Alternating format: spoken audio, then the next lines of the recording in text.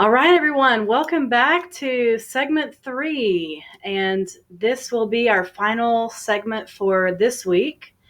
And then each week I will try my best to have videos ready for you to view on Monday and Wednesday. So let's continue. Before the end of segment 2, we were discussing about compound nouns, and we were on page 91, page 91. So after reading the article together about the Kim family, did you notice in the article some other compound nouns? Look at the long gray box on page 91. You will see the words credit card, debt counselor, family budget, interest rates, minimum payments. Now, one of these words has an adjective plus a noun. Which one is that? Minimum payments. However, debt counselor, family budget, credit card, interest rates, these are compound nouns. Now, looking below, we can see there is a matching exercise. So at this time, I would like for you to look on page 91, number 3, below the gray box. You will see there are some choices, A through E. So let me go through those choices together. And as I read these choices, think to yourself, which word is matching the definition? Starting with A spending plan that a family makes for itself. B, a small plastic card that allows you to buy something now and pay for it later. C, the smallest payment you can make each month on a credit card. D, the rate, percentage of interest that you must pay each month on a credit card balance. And E, a person who helps you solve financial problems.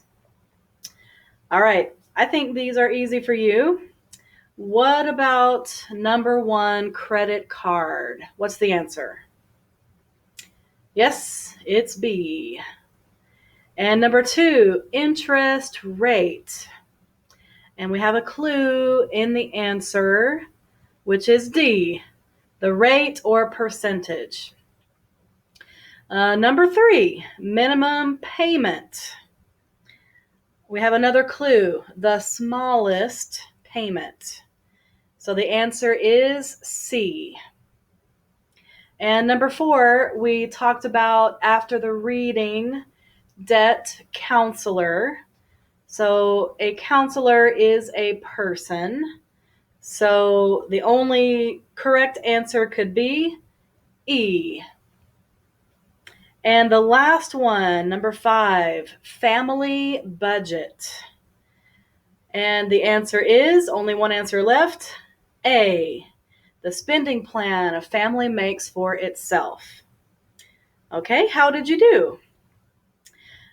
I'm sure you got all of those correct. So these are common compound nouns relating to shopping and money. So as you can guess, like everything in English, there are, I think, probably hundreds more possible answers for a compound noun. So let me take a moment and show you a few more, and then challenge you also to brainstorm and think about some more. Okay, let me move this way. There we go. All right.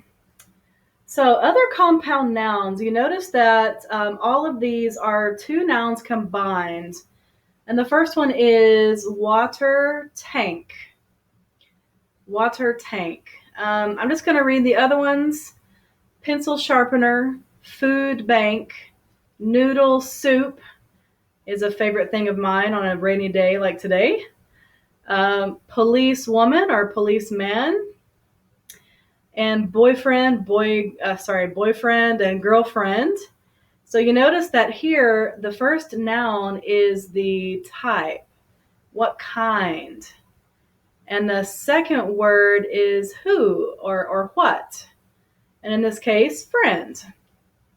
But together, boyfriend is a different meaning and girlfriend a different meaning. So another example, dining table, karate class, gas tank, shopping cart. Very useful relating to shopping, isn't it? So, what others can you think of? Can you brainstorm some other compound nouns? And don't cheat. Try not to look it up online. See if you can make a list by yourself with other nouns that are commonly used together. So in English, there are other word combinations, adjectives plus nouns, verb plus nouns. But for the sake of Unit 7, let's only focus on compound nouns at this time. Okay, so I'll hold this up a little bit longer, and then we'll continue. Okay, compound nouns. Okay, pardon me as I grab the book again. So on the bottom of page 91, there are a group of questions. And I would like to once again ask you to discuss with someone at home.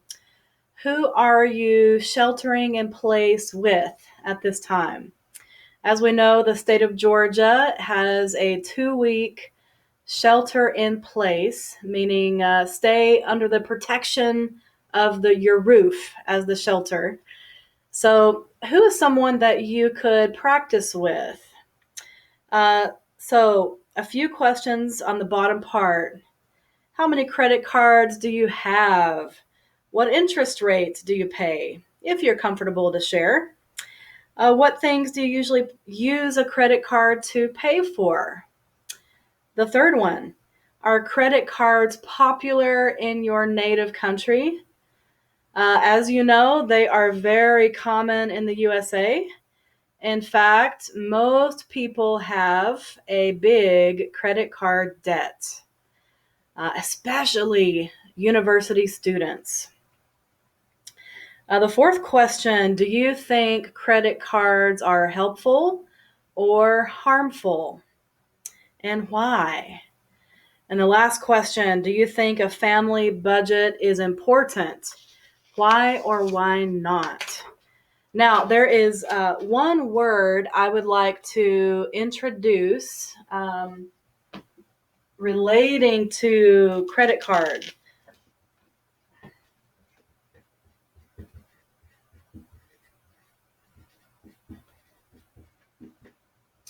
Okay, the word is incidentals. Incidentals. So if you think about the expression an incident like an accident, kind of similar meaning.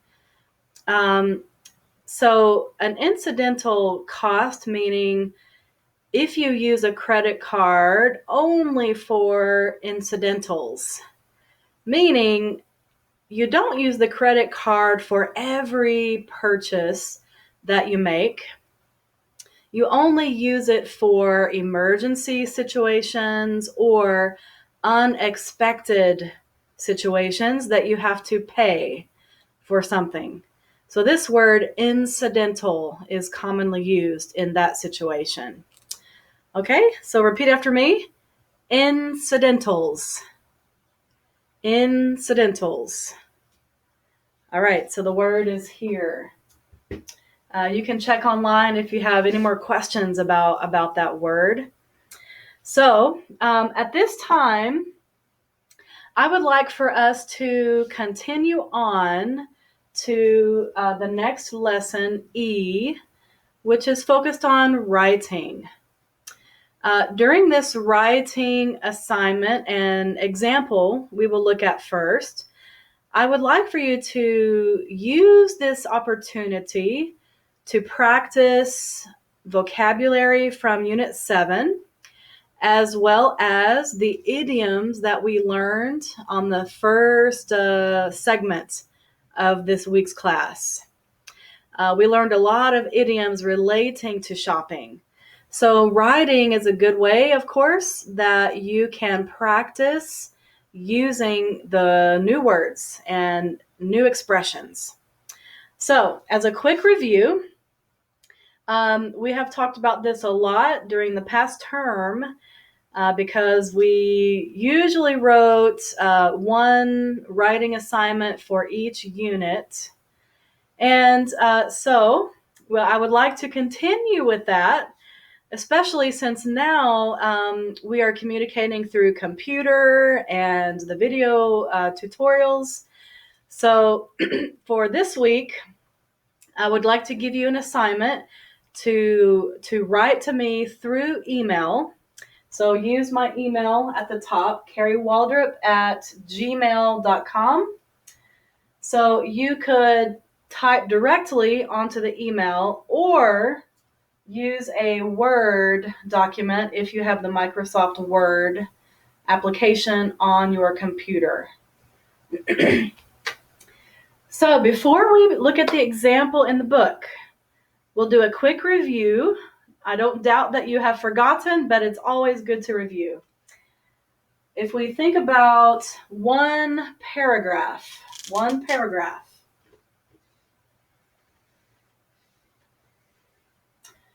First, we need a topic sentence. So the topic sentence will introduce the main idea. Next, we need supporting details. When you write supporting details, remember to use transitional words or transition words. For example, first, second, third, next, after that, then, finally, in conclusion. These are just a few to get you started. So, after the supporting details, you need the conclusion sentence. So with this in mind, a quick review, let's look at Lesson E in the book.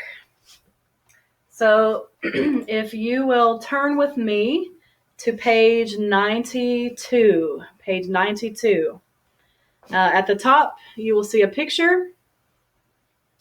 And you will notice here this article called The Money Man. Okay, at this time, I will read this for you. Please follow along and listen while looking at your book. This writing example is divided into two parts. You will notice that it is a letter. Dear Money Man. On the next page, you will notice that there is an answer to the letter. So let's look first at the first part. I'll read for you. Dear Money Man, I recently got a new job in a downtown office. I need to look nice every day. I've never worked in an office before, and I don't have the right clothes. Most of the women wear suits to work. How can I get a new wardrobe without spending my entire salary? Can you give me advice? Not clothes crazy. If you notice, there is no salutation at the end, such as sincerely or thank you. The writer has chosen a nickname. So where do you think this was written? Where was this article submitted to? My guess is probably some kind of newspaper ad or company ad or website, maybe an advice column in a newspaper or magazine. Okay, so are there any words in this paragraph that you don't know? For example, do you know the word wardrobe? Wardrobe. It's the second to last sentence. Wardrobe is your clothing collection. So how many clothes do you own? What's your style? If I came to see your closet, I will be looking at your wardrobe. So this could relate to a collection of clothing that you own. Wardrobe can also be a piece of furniture that contains your clothing. So actually, my last name, Waldrop, Carey Waldrop. Waldrop is my married name. And in English, many of family names often came from the family's job or title. So, for example, my family, my husband's family has some roots in England or Europe.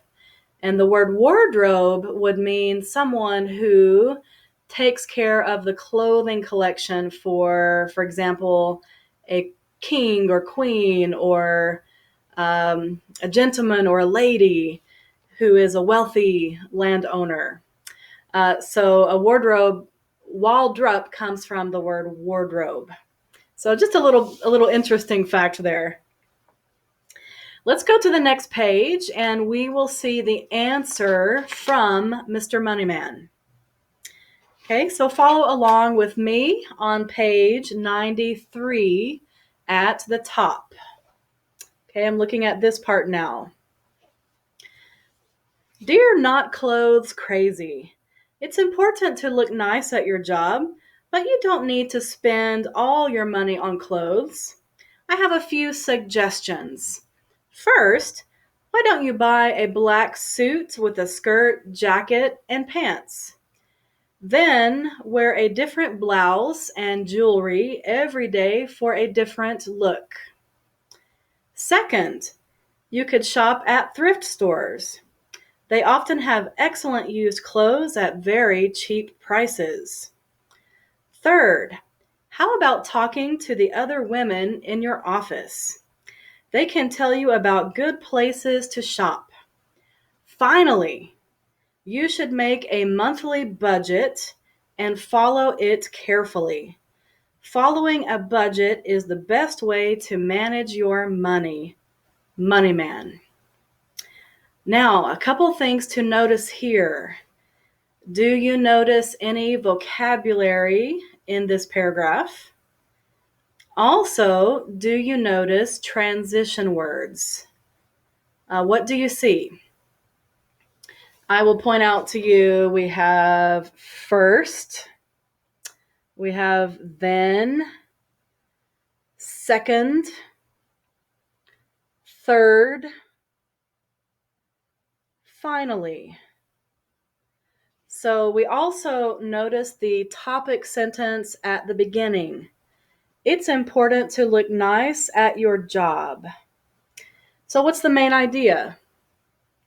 The concern is looking nice at your job, having a nice wardrobe, what to wear. And do you also notice the conclusion statement?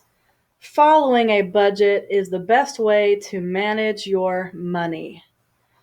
So this is a final idea to summarize all of the suggestions from Moneyman. So we have two parts. We have the question, We have the question from a concerned customer Second, we have a letter in response. If you look below at part 2, exercise 2, you see it's your turn. So, very quickly, let's read this together. And your job, your homework, is to write the response, one paragraph. Let's see together. Dear Money Man, my wife and I have 3 young children. We both work full time. When we come home from work, we are very tired and don't want to cook. We eat in fast food restaurants 3 or 4 times a week. It's very expensive. Last night, the bill was $44. Wow, seems cheap to me. How can we save money on dinner? Fast food dad. So, in this unit so far, we have talked about giving advice. We have learned a lot of vocabulary relating to shopping as well as idioms. So now it's your turn to practice. Can you answer fast food dad? And write for me. Let's try for 5 to 6 sentences at least. And so this will be one paragraph assignment. And please submit to my email address above. And let's just say, if you can, today is Tuesday. Can you submit to me by next Monday? Next Monday. So what date will that be? Okay, next Monday is April 13th. So good luck. I hope that this will be good practice for you. And I look forward to seeing everyone again next week. We will plan to finish Unit 7 and do some important review.